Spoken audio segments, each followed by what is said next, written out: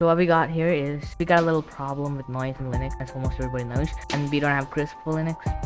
Crisp is proprietary, so even if it is, many people don't like it. There's a tool called NoiseTorch. You can see I'm recording with NoiseTorch, and this is really great because there's a lot of noise behind me, and you can't really hear it. You'll know what I mean when I change the microphone. So I'm changing the microphone to my default one. Bear with me. At least now you know what the noise means. It also filters keyboard noise, which is like really great. So you probably heard that. Now I also like to say that it actually filters keyboard noise. So I need to type in something. So my mic is like near my keyboard. Okay, and that is with NoiseTorch.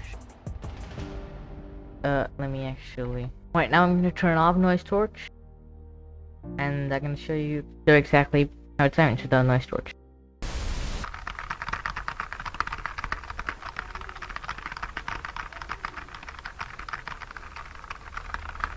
Alright, so now you know what I mean. So this is a really great tool. You can check it out at .com/lao/noisetorch. And then, sorry about my bandwidth. My ISP is like really dumb. Very bad bandwidth and stuff. Okay.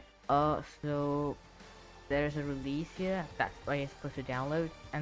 Or you can just compile with Go. I'm too lazy, so I just downloaded this. And then the instructions are just straight up given in. So you saw how great this tool is, and that's basically it for this video. Very short video, I guess. So you might listen to it short. I'll see you in the next one.